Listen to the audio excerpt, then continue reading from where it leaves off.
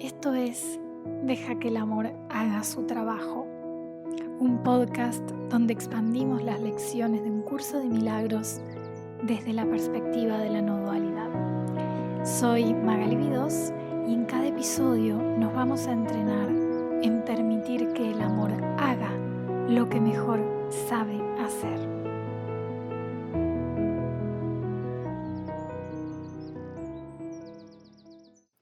Buenos días, buenas tardes, buenas noches, familia hermosa. Vamos a expandir hoy juntos. No digo con el primer matecito de la mañana porque no estoy grabando a la mañana, lo cual se me hace bastante extraño porque ya tengo muy incorporado el ritual de tomarme el primer mate con ustedes. Pero bueno, está bueno también incluir un poco de variación en el grabar de las lecciones. Entonces, lección 102. Comparto con Dios su voluntad de que yo sea feliz.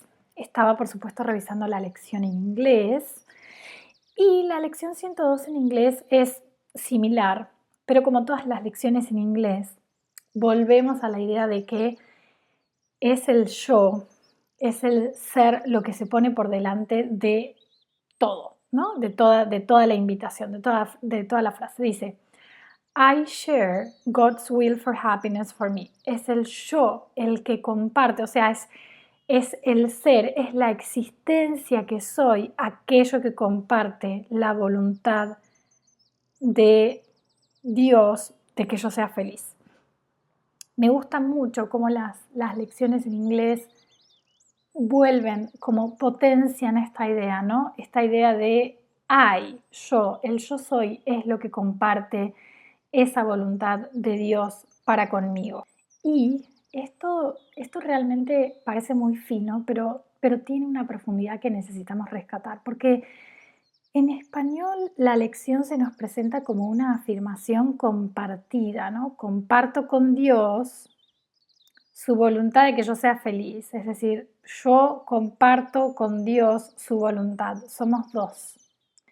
Pero en inglés el peso recae desde el inicio sobre la subjetividad consciente, sobre la conciencia, sobre la existencia, sobre ese ese yo, que no es el personaje ni el cuerpo, sino el ser mismo, la conciencia que se reconoce como sí misma, autoevidente, ¿no?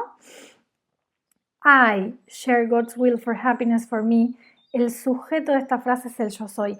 Y este punto, que parece gramatical y ya lo hemos revisado en un montón de lecciones, y lo vamos a seguir revisando hasta el cansancio, porque para mí esta es la enseñanza central, es absolutamente metafísico, porque nos está diciendo que la conciencia yo soy tiene innata la capacidad de alinearse con la conciencia que Dios es. De hecho, la conciencia yo soy es porque Dios es. Es un solo movimiento. No se trata de que un Dios externo nos imponga un destino de felicidad, ni que nosotros aceptemos algo que nos es dado desde afuera. Lo que afirma esta lección es que la conciencia yo soy, la existencia misma, comparte en naturaleza, en origen, en voluntad, la misma sustancia, la misma fuente de la realidad que todo lo que es y que Dios es. Entonces, la felicidad bajo este punto de vista no es una concesión, no es que se me es dado porque algunas personas son suertudas y son felices y otras no, no es una recompensa por habernos portado bien, es la única voluntad posible cuando nos reconocemos como este ser que somos. El yo de esta frase no es el ego diciendo yo también quiero ser feliz, es la conciencia despierta a sí misma, reconociendo yo comparto la misma intención que da lugar a todo lo que es, a todo lo que existe, y esa intención es dicha. Entonces, la lección 102 no nos propone que tomemos una decisión emocional, está mostrando una estructura ontológica. Cuando recordamos soy vivencialmente, nos damos cuenta de que no podríamos querer otra cosa que lo que Dios quiere, porque ese querer no es personal, no es una preferencia, es la expresión inevitable de la unidad de la existencia. Entonces, En otras palabras, la conciencia no puede desear infelicidad porque es una consigo misma. Es una consigo misma. Entonces, no habría forma de que desee infelicidad. Solo puede desear infelicidad la mente dividida. La conciencia omnipresente, única, no puede concebir sufrimiento ni como camino ni como destino. Por eso dice cuando dice comparto la voluntad de Dios de que yo sea feliz, está señalando que hay un aspecto que nunca se desvió de esa voluntad, que no puede desear algo distinto, que no puede separarse de la intención originaria del ser. Y esto es muy poderoso porque restaura una confianza en lo más íntimo de nuestra identidad, que no implica que tengamos que vigilarnos ni corregirnos para purificar nuestros deseos, sino que lo que ya deseamos, que es ser, desde el yo soy, ya es en alineación con la voluntad de Dios, ya es coherencia con la voluntad de Dios. Lo único que se nos pide es dejar de sostener el yo ilusorio que cree que podría desear otra cosa, como la tristeza, la culpa, etcétera, ¿no? Entonces, esa es como la invitación que inicia esta lección, recordar que nuestra voluntad real no compite con la voluntad de Dios, que no estamos fragmentados entre lo que yo quiero como personalidad separada y lo que Dios quiere para mí, sino que cuando nos reconocemos como yo soy, como presencia consciente, como conciencia única, observamos que nuestro querer más profundo y más verdadero es exactamente el mismo que Dios, la voluntad de ser feliz, porque es lo que somos. Luego también podríamos hacer este juego de traslación, ¿no? Como de cambiar la palabra feliz. También lo podríamos haber usado en la anterior, en la 101, ¿no? Pero digo, por ejemplo, la 101 era la voluntad de Dios para mí es perfecta felicidad. Podríamos haber jugado con la voluntad de Dios para mí es perfecta presencia, porque eso es algo muy vivenciado, que puedo vivenciar en este instante y es algo que no puedo cambiar. Puedo ver como que es perfecta presencia. Podríamos haber dicho la voluntad de Dios para mí es perfecto presente. No puedo no ser en el presente. Perfecto presente, aunque aparentemente estoy haciendo viajes a futuro y a pasado, es solo con el pensamiento, es la imaginación. Luego podríamos haber dicho, la voluntad de Dios para mí es perfecto ser. El yo soy es plenitud de ser, 100% lleno de ser, 100% saturado de ser. Podemos hacer esos juegos de reemplazo, ¿no? Para abrir, igual que hacíamos con la palabra amor, lo podemos hacer con la palabra felicidad, si está muy cargada, como por ejemplo en mi caso, que yo he tenido pensamientos obsesivos durante años, que me decían que yo debería ser feliz, y que se convirtió en una exigencia tan grande que la primera lectura del libro a mí, estas lecciones me generaban mucho rechazo y por tanto resistencia. Entonces, en la lección 102 podemos volver a jugar con lo mismo. Comparto con Dios su voluntad de que yo sea 100% saturado de ser. Por ejemplo, esa es una observación clínica que puedo hacer en este instante y empezar a descansar en esa observación. Comparto con Dios su voluntad de que yo sea perfectamente presencia. Es decir, el yo que soy, yo no lo puedo experimentar, no puedo experimentar nada que no sea en mi propia presencia, por ejemplo. Entonces, lo que estamos haciendo es abrir la estructura semántica de las lecciones para que la forma que toma cada lección no interfiera con el acceso a lo real. Entonces, este ejercicio nos sirve para despegar el concepto de felicidad si todavía se nos hace muy inaccesible de todas las proyecciones, memorias, exigencias o distorsiones que cada uno puede haber asociado con esa palabra, ¿no? Y lo devolvemos a su raíz ontológica, la vivencia inmediata del ser presencia consciente plena. Porque si la palabra felicidad está tan cargada como en mi caso, que al leerla lo que se activa es una presión, una exigencia, una comparación con una idea idealizada de cómo sería mi vida feliz plenamente. Entonces ya no está cumpliendo su función de recordar lo eterno, está funcionando como un obstáculo. Y ahí es donde este gesto que yo hago de desplazar la palabra intentando no traicionar el contenido, nos permite que la idea entre como por una puerta de reconocimiento directo, ¿no? De la verdad que ella se muestra a sí misma de otra manera. Entonces, por ejemplo, comparto con Dios su voluntad de que yo sea 100% saturado de ser. Eso no necesita demostración, es una afirmación, es un hecho de lo que está ocurriendo ahora. No puedo no ser, no podemos ser a medias, no puedo ser fragmentadamente, soy. Y eso que ya soy es plenitud de ser, incluso cuando no lo estemos sintiendo emocionalmente como felicidad. Esta frase no apunta al estado de ánimo, apunta a un hecho, una descripción, un dato inmediato, autoevidente, de que soy 100% saturado de ser, por eso soy.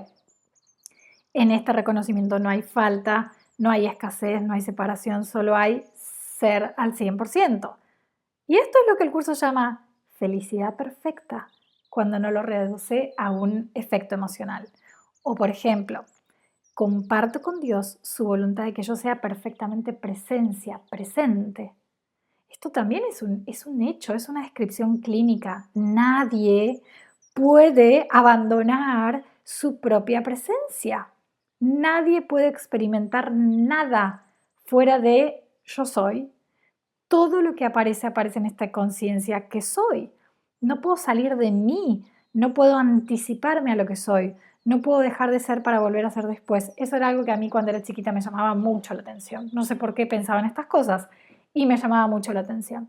Y esa continuidad absoluta, sin interrupción, es lo que en las categorías del curso se llama felicidad.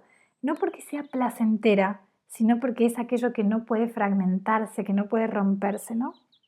Entonces, estos juegos que propongo, lo explico por si en algún momento tú sientes que quieres hacerlo, ¿no? Es como, no es una traducción hacia algo que me gusta más o un reemplazo subjetivo, sino que es una estrategia de abrimos la frase y vemos qué palabra me permite reconocer sin interferencia lo que ya es accesible ahora. Y eso cambia completamente la práctica, porque entonces deja de ser una afirmación de aspiración y se vuelve una práctica de contemplación directa. No estoy diciendo quiero ser feliz, estoy observando, soy presencia, esto que soy ya es al 100%, no lo puedo negar, no me lo puedo quitar, nada puede ser experimentado por fuera de yo soy, etcétera, ¿no? Y entonces, sin esfuerzo, sin tensión, comenzamos a abrir esa puerta hacia la dicha que viene, que surge con este reconocimiento y que no viene de obtener nada. Entonces, la lección inicia así. Comparto con Dios su voluntad de que yo sea feliz. Además, agrego algo.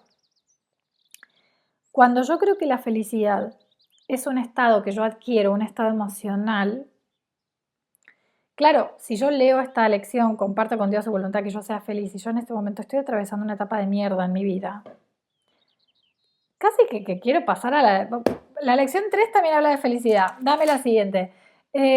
Listo, la lección 4 no habla de felicidad. Quiero pasar estas lecciones, me genera rechazo. Mucha resistencia, muchas barreras. Entonces, y aparte no es algo que estemos muy acostumbrados a constatar. Cuando realmente nos damos cuenta, o no nos damos cuenta, sino que elegimos que el curso de milagros sea nuestro camino con corazón, es decir, ya no queremos profundizar en otras enseñanzas, sino que queremos volcarnos a esta enseñanza y empezamos a pasar más veces las lecciones cada año, empezamos a hacer todas las prácticas que nos pide, leemos el curso de texto, leemos los anexos, etcétera, ¿no? Lo empezamos a vivir, a vivir, a vivir. Ya no suena tan raro una lección así, pero yo la primera vez que lo leí me daba rabia, me sentía frustrada, de hecho. Comparto con Dios su voluntad de que yo sea feliz. No lo puedo ver, pero comparto con Dios su voluntad de que yo sea 100% plena de ser. Ese compartir no es que Dios primero me comparte y yo después recibo, es el mismo gesto, es comunicación perfecta. Por eso a mí me gusta hacer como estos juegos, ¿no? Como empezar a abrir, empezar a abrir. Pero claro, para esto se requiere que yo tenga honestidad con respecto a cómo me hace sentir esta lección, ¿no? Cuánto dejo entrar y cuánto no. Porque la lección también produce efectos que yo tengo que notar, ¿no? Esos efectos cuando la leo desde la mente emocionalmente cargada.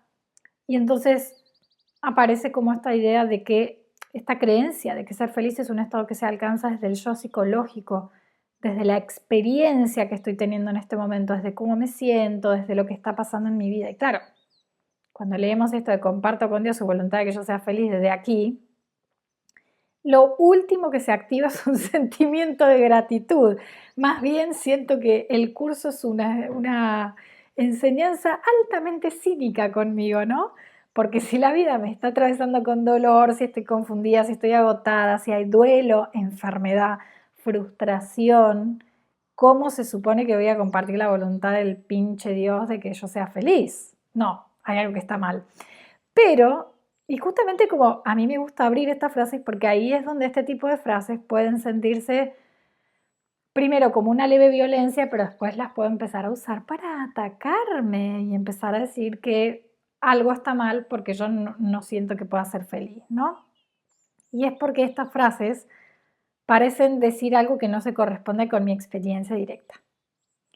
Pero cuando empezamos a vivir el curso desde adentro, lo hacemos carne o hacemos estos juegos de empezar a abrir el curso para ver qué es lo que me quiere mostrar, entonces nos damos cuenta de que esta lección, de este tipo de lecciones que hablan de amor, de felicidad, etcétera, no están hablando de una emoción, sino hablan de una estructura ontológica.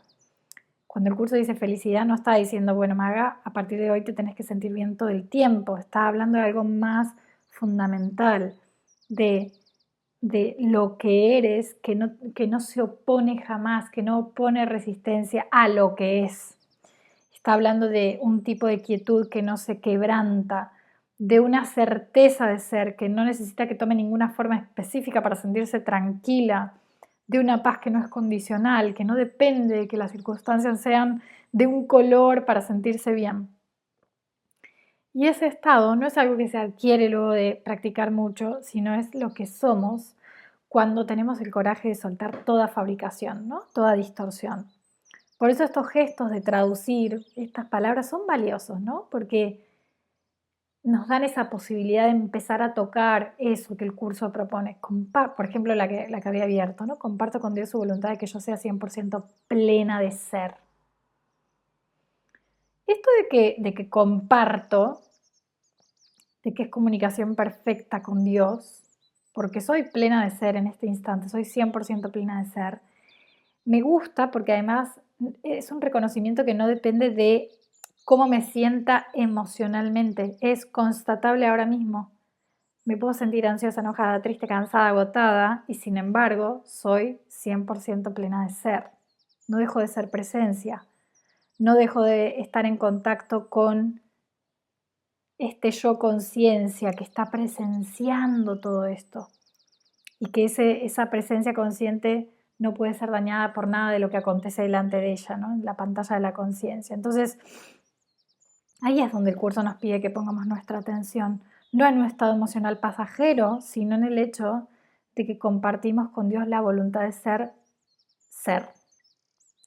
Y ese compartir, como había dicho antes, no es un gesto de ida y vuelta, es simultáneo, es comunicación perfecta, no hay delay, no hay distancia, no hay retraso, no hay primero Dios quiere esto y después yo lo acepto. La voluntad de Dios es mi voluntad real y el recuerdo de eso es dicha. Dicha en el sentido de alegría calmada, de no tener que defenderme de nada, ¿no? Y dice así, párrafo 1. Tú no quieres sufrir. Tal vez creas que el sufrimiento te puede aportar algo y puede que en cierta medida todavía creas que te aporta algo que deseas. Esta creencia, no obstante, ha quedado sin duda quebrantada ahora, por lo menos lo suficiente como para permitirte ponerla en duda y empezar a sospechar que en realidad no tiene sentido. El uso de la palabra sospecha en el curso de milagros es clave. Porque en la lección de ayer habíamos estado hablando, por ejemplo, esta idea de que en todo este circuito de me separo de Dios, es una creencia, es un error perceptual, no puedo estar separado de Dios, pero creo que me he separado de aquello que me da fuente de vida, por lo tanto tengo miedo al castigo, por tanto proyecto sufrimiento Y la muerte es como el sello final, ¿no? La firma final de un plan que realmente logró llevarme a un estado de no ser, porque eso se supone que es la muerte, dejar de existir, dejar de ser. Y resulta que estas lecciones me están empezando a llevar a un lugar de comienzo a sospechar si aquello que he creído que era verdad toda mi vida no es tan así como creía que era. Y la palabra sospecha es muy divertida, de hecho. Es como que se me permita dudar de estas cosas que el mundo da por sentado con tanto peso, sin poner en duda absolutamente nada, sin cuestionar nada. Es como que en nuestro camino de rebeldía llegamos a un límite donde no queremos seguir cuestionando más. Por eso la palabra sospecha para mí es fundamental, es crucial, porque no nos está pidiendo certeza, estamos removiendo conceptos muy arraigados en la psiquis, en la cultura, en este circuito cerrado, ¿no? Donde todo nos demuestra separación. Entonces, no nos pide certeza absoluta, al menos no en este punto, no nos pide ni siquiera convicción, ni siquiera como transformación radical, Espíritu Santo te lo entrego todo, sino nos pide que permitamos la posibilidad de que hayamos estado equivocados y que podamos sospechar, ¿no? Que podamos sospechar. ¿Y si esto que siempre asumí como verdad, que el sufrimiento es parte natural de la vida, que tiene valor, que me forja, que es necesario para crecer, no fuera tan real como creía? Por eso el curso no invalida directamente toda esa estructura de un golpe, la desactiva, la va desactivando desde adentro, ¿no? Como habilitando una micro fisura en la certeza con la que sostenemos el sufrimiento como si fuera lo más legítimo del mundo. Entonces, la arquitectura del ego es un circuito cerrado tan, llamémosle, perfecto, que no nos permitimos ni siquiera dudar de esa arquitectura. Y es una arquitectura tan que funciona de manera aparentemente coherente, es como compacta, está muy aceptada, muy internalizada, ¿no? Que nunca la ponemos realmente bajo sospecha. Es como que, de hecho, que la sospecha la reservamos para lo bueno. Es como que sospechamos de la paz, de la ligereza, sospechamos de la dicha, pero el sufrimiento no. El sufrimiento es lo que nos parece más real de todo. Y eso es lo que este párrafo viene a mover por dentro. Y si no, y si el sufrimiento no tiene tanto sentido como creí, y si lo que creíamos que nos aportaba el sufrimiento, como por ejemplo profundidad, crecimiento, autoconocimiento, puede surgir también o incluso mejor desde otro lugar. Entonces, la sospecha es una práctica de humildad radical, porque no es agresiva, no ataca, no niega, solamente como que está preguntando, ¿no? Que se me permita sospechar un poquito de eso. Y ese movimiento interno, aunque parezca pequeño, es inmenso, porque una vez que permitimos la sospecha, este castillo de certezas del ego empieza a mostrar sus fisuras. Y tiene muchas. Entonces, ahí es donde empezamos a avanzar en nuestro cuestionamiento y movemos el límite, ¿no? Como que hay un punto en el camino donde la mente rebelde adolescente, que hasta ahora como que, no sé, como que sí somos las grandes cuestionadoras de nuestra generación porque queremos cambiarlo todo, es como si en un punto dijera, bueno, ya está, ya no quiero, hasta acá dejo de cuestionar, ¿no? Ya no me quiero incomodar y empiezo a naturalizar lo que antes rechazaba. Y ahí es donde la sospecha se vuelve aún más preciosa porque es una herramienta de deshacimiento que no requiere fuerza, solo requiere un poquito de honestidad interna. Ese momento de lucidez donde vemos que quizás el sufrimiento no tenía el sentido que creíamos, ¿no? Y que tal vez la felicidad no es evasión, sino la única experiencia que no necesita justificación y el único lugar donde puedo descansar verdaderamente. Y entonces dice, aún no ha desaparecido, vuelvo atrás, párrafo 1, oración 3. Pasaje 3. Esta creencia, no obstante, ha quedado sin duda quebrantada ahora, por lo menos lo suficiente como para permitirte ponerla en duda y empezar a sospechar que en realidad no tiene sentido. Aún no ha desaparecido, mas ya no tiene las raíces que en un tiempo la sujetaban con firmeza a los ocultos y tenebrosos recovecos de tu mente. Voy a hacer una breve parada aquí para contarte un poquito como de mi experiencia, ¿no? Es muy difícil de explicar porque el poner en duda el sufrimiento no es algo que desde afuera se vea tan obvio, ¿no? Como que Maga puso y entonces cambió su vida. No. Más bien es como si estuviéramos, no sé, mirando, por ejemplo, como yo, que tengo ¿cómo se llama este problema en los ojos que no me sale? Que veo como que cuando veo la luna veo 3 lunas, ¿no? Veo 3 lunas. Entonces me tengo que poner los lentes porque, bueno, mirar la luna así es como que no es muy placentero. Pero es como si de repente vengo leyendo las lecciones del curso y de repente veo bien, veo de manera lúcida. No es que cambia algo, es como que cambia el enfoque interno y a veces hasta es imperceptible. Todo el tema de poner en duda el sufrimiento no es que se vive como una revelación interna, así como ni siquiera es algo que se pueda analizar, no es algo que podamos transmitir, como sí, porque el otro día estaba, no es un momento en el tiempo, es más bien empiezo a ver como desde otro enfoque y me doy cuenta porque me siento más tranquila en mí, porque un montón de cosas que antes me desataban un montón de ira, ahora no, porque lo que antes me desataba un poquito de ira y yo no veía, ahora la veo como lo que es ira. Es como si empiezo a ganar lucidez interna, empiezo a ver con mucha más claridad y una comienza a ver justamente esos ocultos y tenebrosos recovecos de la mente. Es alucinante cómo es con estas lecciones, pero bueno, también en mi caso con mi camino cuestionando pensamientos, empiezo a ver con mucha claridad cómo este sistema de pensamiento del ego está asentado en oscuridades de la mente que en realidad están plenamente a la luz. Lo que pasa es que no las estamos observando por lo que son, porque estamos en un estado de autoengaño constante. Y además, el curso describe algo muy preciso con esta frase que dice, ya no tiene las raíces que en un tiempo la sujetaban con firmeza a los ocultos y tenebrosos recovecos de la mente. No está diciendo que el sistema de pensamiento del ego haya desaparecido a este punto, ¿no? Ni que la creencia en el sufrimiento haya desaparecido.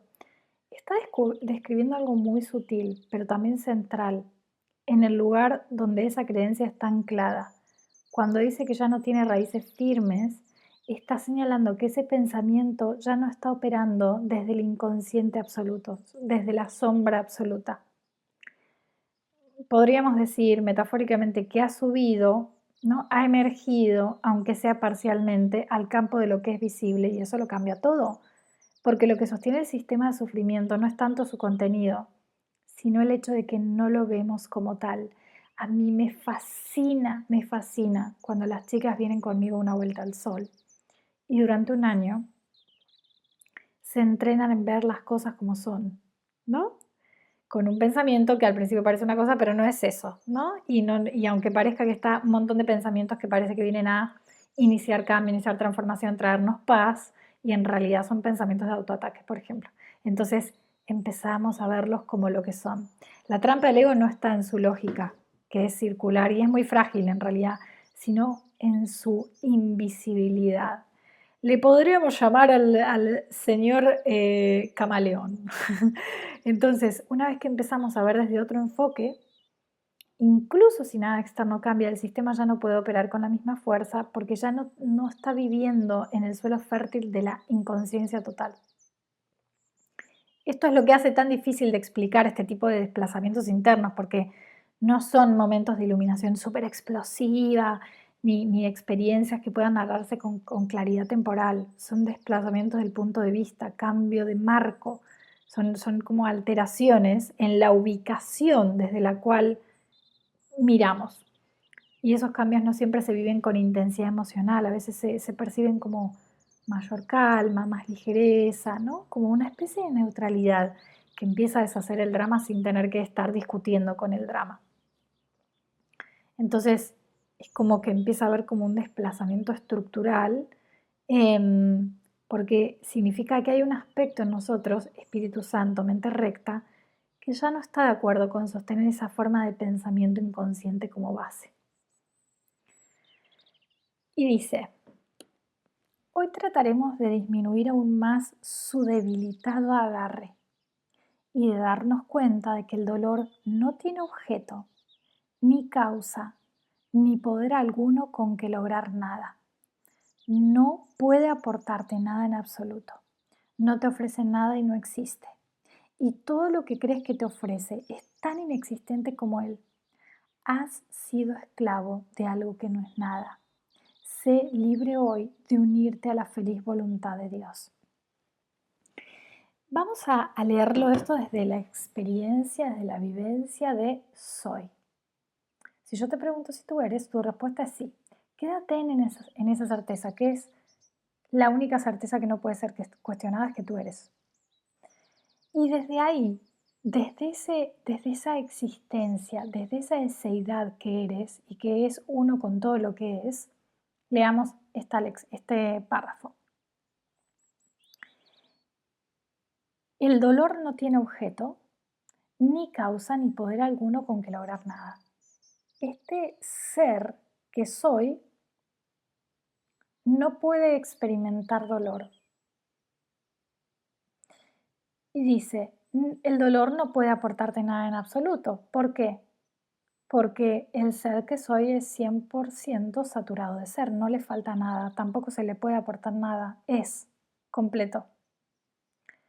No te ofrece nada y no existe en el sentido de en este nivel de absoluto soy, todo lo que es efímero no tiene existencia, está en dos niveles distintos. Y todo lo que crees que te ofrece el dolor es tan inexistente como él. Has sido esclavo de algo que no es nada.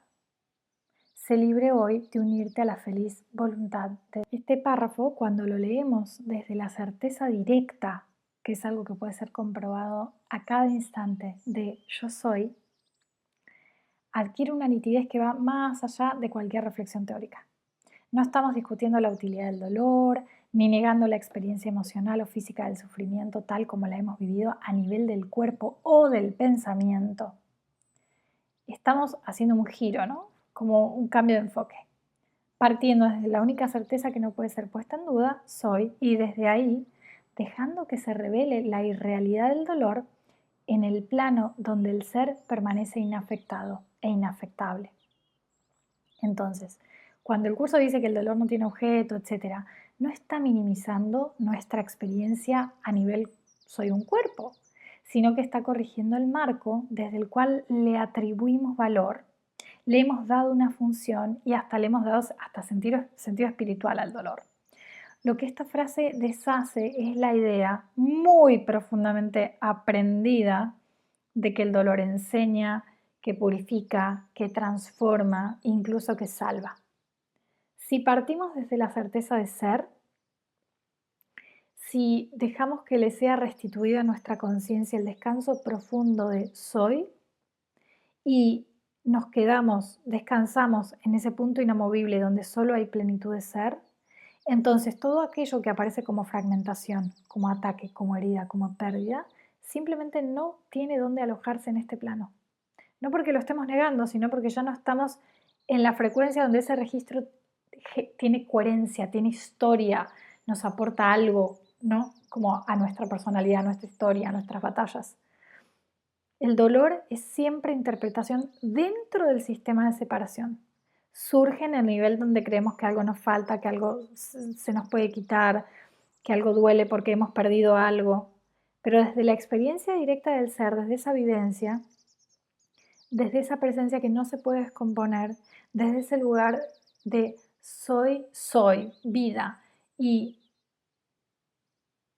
estoy en garantía absoluta de Dios porque no me puedo quitar el ser, no puedo hacer nada, no lo puedo disminuir, no le puedo hacer nada, no lo puedo afectar, nada lo puede afectar.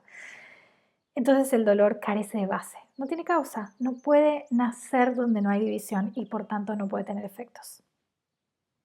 Entonces, cuando leemos el ser que soy no puede experimentar dolor, no lo hacemos como una afirmación dogmática. Bueno, listo, me voy a cortar, me pincho con un cuchillo para ver si... No, lo estamos haciendo como un reconocimiento directo. El ser no se opone al dolor, simplemente están a niveles distintos, es indivisible. El ser es entero y todo dolor implica decisión, parcialidad, un yo que puede ser afectado por algo que lo atraviesa. El ser no puede ser atravesado por nada. Es el campo en el que todo aparece, pero no es tocado por lo que aparece. Y por eso se vuelve tan revelador el siguiente movimiento del párrafo, ¿no? Todo lo que crees que te ofrece el dolor es tan inexistente como él. Porque esta frase toca con mucha precisión todos los lugares donde seguimos defendiendo el dolor como si escondiera algo sagrado. Lo queremos vía de acceso a la verdad, iniciación, umbral, maestro, bla. Y no estamos siendo culpables por eso, simplemente estamos viendo que eso también es parte del sueño y que la verdad en mayúscula no necesita que atravesemos el infierno para revelarse. Se da en cuanto estamos dispuestos a ver que ya vivimos en ella, ¿no? Has sido esclavo de algo que no es nada. Esto es un alivio. Es la constatación de que el sistema que aparentemente nos tenía atrapados no tiene poder real. Toda su fuerza proviene de nuestra creencia, pero no de su sustancia. No tiene sustancia si nosotros le retiramos nuestra creencia. Si dejamos de alimentar la estructura, simplemente se cae. Casi que estoy viendo como el sistema de pensamiento del ego como un parásito de estos clavel del aire, ponele, ¿no? Como el clavel del aire parece tener existencia propia, pero necesita del árbol para subsistir. Lo mismo con el sistema de pensamiento del ego. Si es un sistema que yo puedo poner en duda con algo tan simple como en una sesión de cuestionamiento conmigo, por ejemplo, y realmente lo ponemos en duda, si es algo que depende de mi creencia, si yo le retiro toda mi creencia, no queda nada. Es increíble cuando lo vemos desde este lugar. Es increíble porque nos muestra con mucha claridad algo que a nivel a veces mental pasa desapercibido. Ahí es donde aparece lo que decía al principio, ¿no? La raíz que la sujetaban con firmeza a los ocultos y tenebrosos recovecos de la mente. El ego no es una entidad autónoma, no tiene raíz en lo real, no tiene existencia propia. Vive, o más bien parece vivir a costa del soporte que le damos, la creencia, la atención, la identificación, nuestro acuerdo no examinado. Y lo fascinante cuando lo vemos con esta lucidez es que no necesitamos combatirlo ni desarmarlo pieza por pieza, solo dejar de nutrirlo. Como ese parásito que no puede sobrevivir si no se alimenta del árbol, el sistema de pensamiento del ego necesita que sigamos creyendo que tiene algo verdadero que ofrecer, que nos protege, que nos orienta, que nos ayuda a funcionar, que es nuestra manera de estar en el mundo. Pero si lo observamos, nos damos cuenta de que es un sistema que no tiene sustancia propia. Y ahí se vuelve evidente el gesto central del curso. La corrección no es una lucha, es una retirada de fe, de lealtad. Y luego dice, durante varios días continuaremos dedicando nuestras sesiones de práctica a llevar a cabo ejercicios que han sido diseñados para ayudarte a encontrar la felicidad que la voluntad de Dios ubicó en ti. Ahí se encuentra tu hogar y tu seguridad. Ahí se encuentra tu paz y ahí no hay miedo. Ahí se encuentra la salvación. Ahí por fin encuentras descanso. No en ti como personaje. No confundamos con el paradigma New Age que la felicidad está en mí y yo tengo control. No estamos hablando del personaje, estamos hablando del yo soy. Existencia pura. Estamos hablando del nivel de lo absoluto. Da comienzo hoy a tus sesiones de práctica con esta declaración de que aceptas lo que la voluntad de Dios dispone para ti. Comparto con Dios su voluntad de que yo sea feliz y acepto ahora la felicidad como mi función. Podría ser, comparto con Dios su voluntad de que yo sea. Punto. Y ahora acepto ser como mi función. Comparto con Dios su voluntad de que yo sea 100% plena de ser. Y acepto ahora la plenitud al 100% como mi función. Es decir, en estas oraciones que se nos regalan para la práctica, también podemos hacer este juego de palabras y ver cuál de todas me lleva a una experiencia directa, me despierta algo. Entonces lo que estamos haciendo es afinar como esta llave y eligiendo llaves que cada día nos permitan abrir el acceso directo a la vivencia real. Ese gesto que hacemos de jugar con la estructura de la frase hasta encontrar esa versión que produce reconocimiento interno, no es que hago del curso lo que quiero, es una forma de acercarnos a la práctica desde el discernimiento vivencial, ¿no? Desde la honestidad experiencial. Y eso es lo que el curso busca en el fondo, no que repitamos mecánicamente, sino que accedamos a esa remembranza. Aunque la repetición mecánica las primeras veces también está bien. Hoy me toca esta lección, es decir, hoy leo esta lección, no me toca en absoluto, no me genera nada. Y aún así estoy dispuesta a recordar esa frase. Y resulta que la lección de mañana, como ayer estuve dispuesta al menos a leer la lección de ayer, reverbera en algún sentido, ¿no? Como que toca ese recuerdo interno. Entonces comparto con Dios su voluntad de que yo sea. Y ahora acepto ser como mi función. Fíjate que este tipo de frases no están mirando una idea al futuro, están asentadas en un hecho, es decir, no apelan a una emoción que yo vaya a sentir, sino al reconocimiento de que la única función real es ser en conciencia y que ser no es algo que se construye, sino algo que se recuerda. Desde ahí, aceptar la plenitud no es aspirar a un estado ideal, sino soltar las ideas que nos hacen negar la plenitud constantemente. Y luego dice, busca entonces esa función en lo más recóndito de tu mente, pues está ahí, esperando tan solo tu decisión. No puedes dejar de encontrarla una vez que te des cuenta de que esa es tu decisión y de que compartes con Dios su voluntad. Sé feliz, pues tu única función aquí es la felicidad. No tienes por qué ser menos amoroso con el Hijo de Dios que aquel cuyo amor lo creó tan amoroso como Él mismo. Además de estos descansos de 5 minutos cada hora, haz frecuentes pausas hoy para decirte a ti mismo que ahora has aceptado la felicidad como tu única función aquí. Y ten por seguro que al hacer esto te estarás uniendo a la voluntad de Dios. Es decir, como cuando mencionábamos Satchit Ananda, la dicha es algo esencial. Satchit Ananda no es una fórmula, ¿no? La vemos como una fórmula para poder explicar esos 3 aspectos, pero uno de los aspectos, cuando la conciencia es restablecida a su naturaleza esencial, es la dicha. Pero hasta tanto todavía no podamos como tocar, como degustar eso, está bien que hagamos las sustituciones de palabras, porque eso ya nos va llevando a estado de reconocimiento, ¿no? Y vamos pudiendo acceder sin tener que recargar a la palabra felicidad o dicha de algo que todavía nos resulta como muy cargado o muy lejano o tiene como demasiados conceptos por arriba.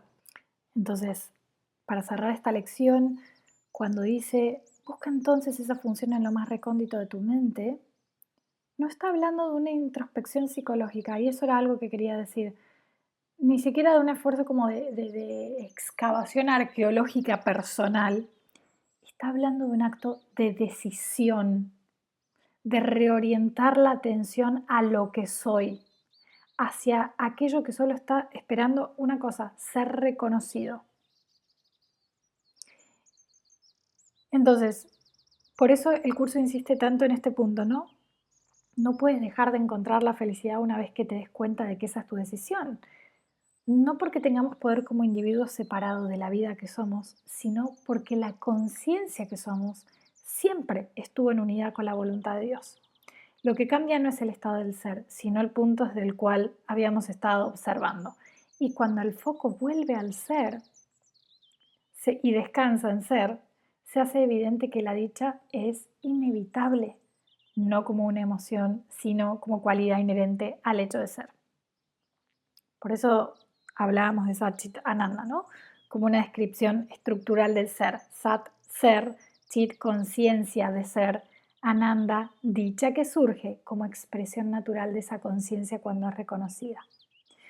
Si todavía no estamos pudiendo tocar eso directamente y la palabra felicidad o dicha está cargada de historia personal, de presión, de traumas, de expectativas, incluso espirituales, entonces el trabajo es usar el lenguaje a nuestro favor para que nos dé accesos, ¿no?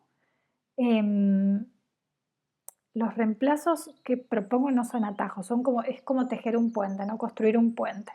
Son formas de llegar a esa experiencia directa cuando la palabra original todavía funciona como una barrera. Entonces,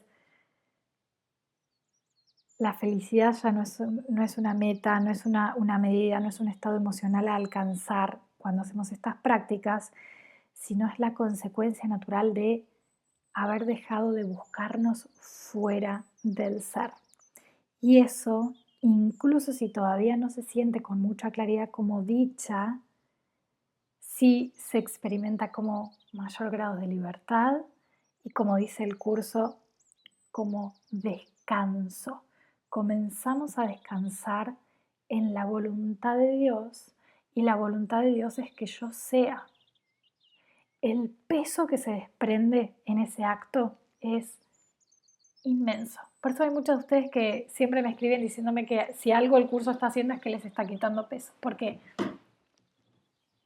la tensión que tenemos, tensión no, atención, tensión que generamos de creer que somos los artífices de nuestra propia vida es tan grande que cuando empezamos a descansar en el reconocimiento de que soy la voluntad de Dios y la voluntad de Dios es que yo sea, soy la voluntad de la vida y la voluntad de la vida es que yo viva, es un lugar de descanso absoluto.